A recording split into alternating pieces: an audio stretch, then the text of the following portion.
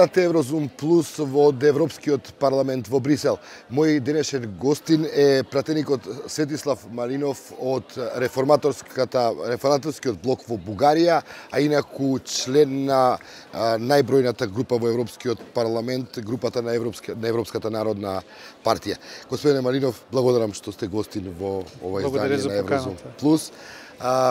За почеток за Бугарија, кризата во Бугарија, политичката криза која еве сега ќе се реши на 5 октомври со изборите кои ќе следат, некако коинцидираше со кризата на Бугарија во односите со Европската унија, а поврзани со одлуката на Бугарија да се гради Јужниот поток. Дали може да се шпекулира во овој контекст дека едното со другото може да се поврзе воопшто? Ние стигнахме до избори, редовни, извънредни парламентарни, защото на редовните европейски избори гражданите показаха, че не искат това управление. Така че можем да говорим много и за Русия, и за Южен поток, и за енергийната политика на Европа, но трябва да се знае, в България се стигна до предсрочни избори, защото на редовните европейски хората гласуваха срещу правителството. Това е истината. Тоа може да го праша. Во Франција исто социјалистите не добија, па нема да има. Защото за нас обаче самото правителство не беше популярно, имаше много силни протести. Аз лично и реформаторския блок превърнахме темата за Южен поток в основна.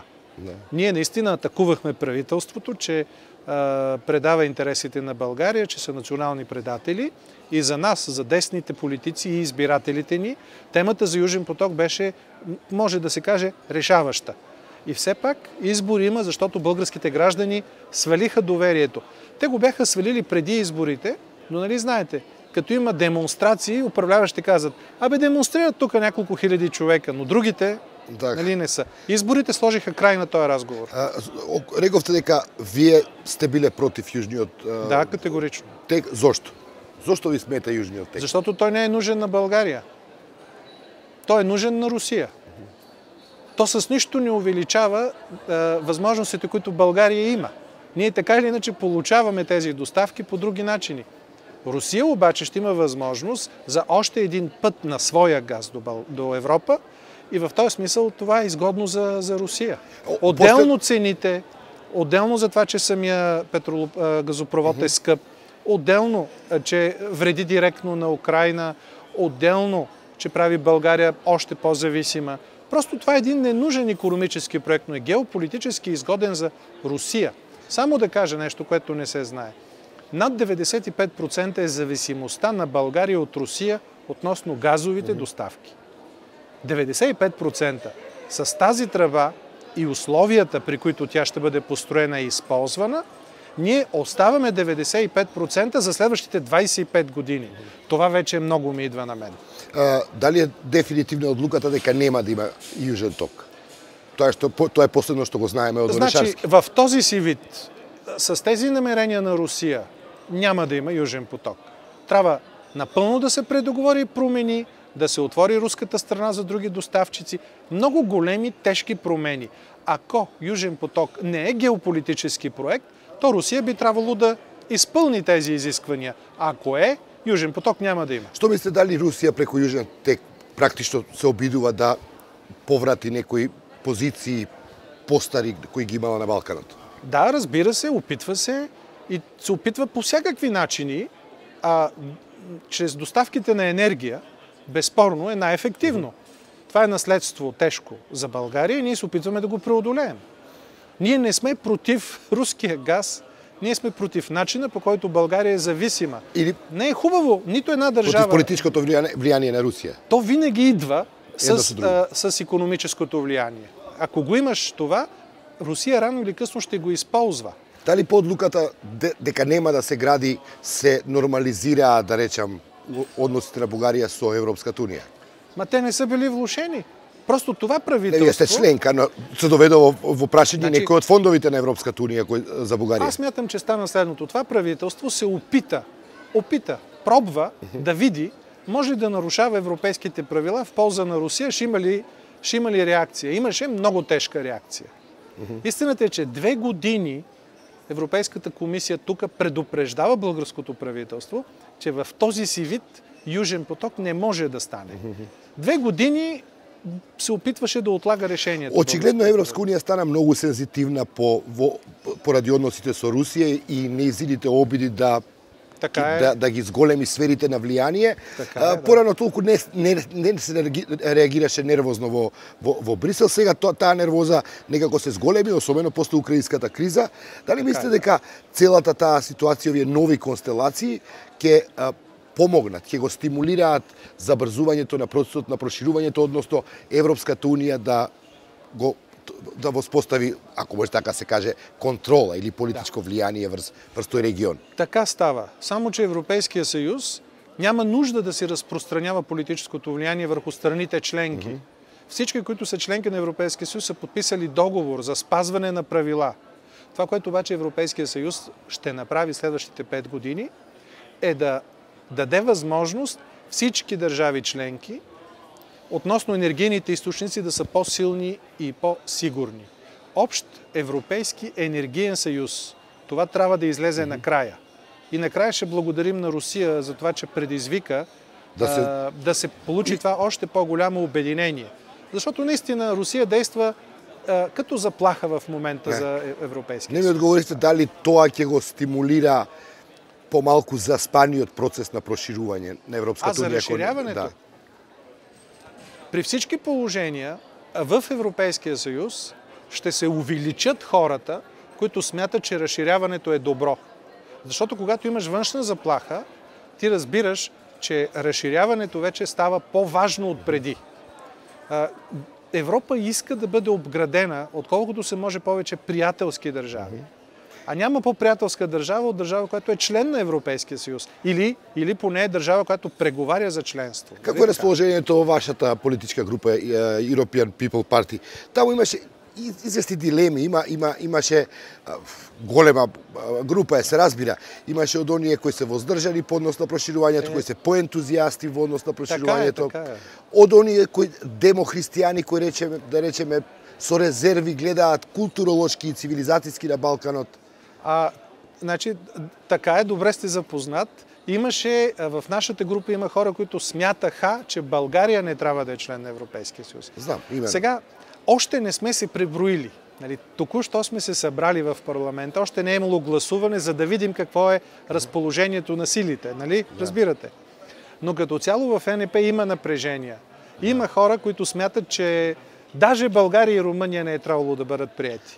Но те са малко. Юнкер от коя струя е?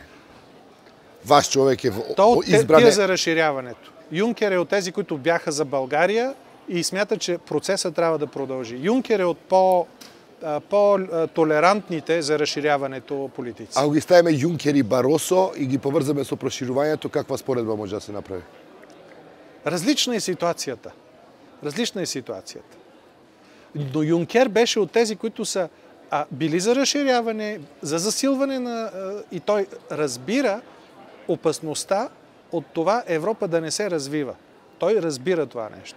Така че аз се надявам, че ще има начало на преговори с Македония за следващите 5 години. Това е моята голяма надежда. Партнери на вашата, на ИПП се владеачката ВМРО ДПМН от Македонија, која патем во ИПП не е призната како ВМРО ДПМН од Република Македонија, туку од ФИРОМ. Да. Зошто? Сега, не знам. Ние, българските депутати, си имаме ясна позиция. Ние искаме да се започнем. Нямаме, но това са големи партии от различни държави. Кой знае на кой, защо му е било нужно да блокира това? Разбирате ли? Да ве прашам околу Македонија, со оглед на значењето на вашата групација, со оглед на тоа што е ВМРО ДПМН некако сестринска партија, колку е реална шпекулацијата дека Македонија може да изгуби препораката за почеток на преговори со наредниот извештај на Европската комисија, кој се очекува да биде објавен во октомври, а поради известни критики поврзани со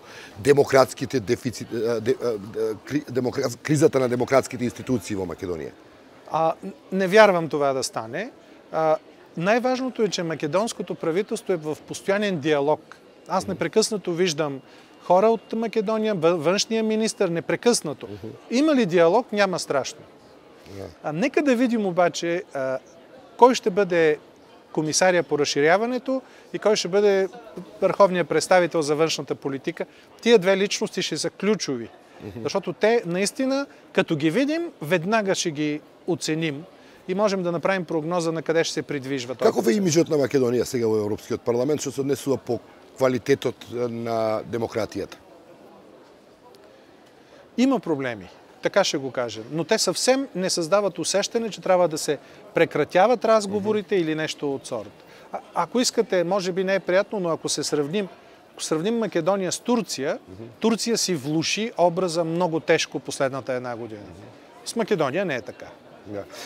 Добро, сакам да ве прашам, дали мислите дека Бугарија 5 октомври ќе имате ново правителство, како што велите вие, кое веројатно ќе го раководи повторно Бојко Борисов, така стојат барем работите во овој момент според истражувањата на јавното мислење, дали Бугарија ќе биде проблем за приближувањето на Македонија кон Европската унија, како што во еден момент тоа се случи, се отвори една криза во тие односи, а поврзани со европските интегративни процеси? Не трябва да бъде проблем. България трябва да помага на Македония във всички етапи, преди започването и след започването на преговорите. Винаги съм бил за това. Никога не съм искал България да създава пречки, защото всички проблеми, според мен, между България и Македония ще се решат по-добре, като започнат преговорите. Това е нещо, което преговорите за членство. Аз винаги смятам, първо се започват преговорите и тогава започват уточняванията на положенията и ситуациите помежду ни. Гърция е на обратното мнение. Те искат преди преговорите някакви неща и това блокира. Гледате ли контекст по изборите во Европската унија, по поволен контекст за решавање на спорот со името меѓу Македонија и Грција? Не знам. Не се появи този въпрос. В българските избори го нямаше. В Гърция може би го имало, но не съм проследил дали се е появил. Зборувам за општите констелации, меѓу другото и во европската политика, односите со Унгарија. Дали ќе се создадат констелации кои ќе извршат притисок? Значи, мога да кажа личното си. Не е популярна позицията на Гърция. Не е популярна. Създава се усещане, че една държава спира друга държава. И то от началото на преговорите. Аз пак казвам, всички основания можеш да имаш като член на Европейския съюз, но нека да започнат преговорите. В рамките на преговорния процес постави тези условия и притискай, ако трябва, държавата кандидат за член. Но за мен е ключово да започне процеса. Това е много мъчително да не започне процес. Аз помня България 95-та, 6-та, 7-та, 8-та, колко сложно беше, колко несигурно. И искам Македония час по-скоро да се освободи от тази несигурност и да влезе в нивото на същински преговори. Тогава вече ще можем да уточняваме нещата и да си говорим едно към едно. Господине Малинов, благодарам што сте гости во Еврозум Плюс. Благодарам за вниманието. Тоа беше изданието на Еврозум Плюс во Европскиот парламент во Брисел. Гости беше Светослав Малинов, европратеник од Бугарија. До гледање.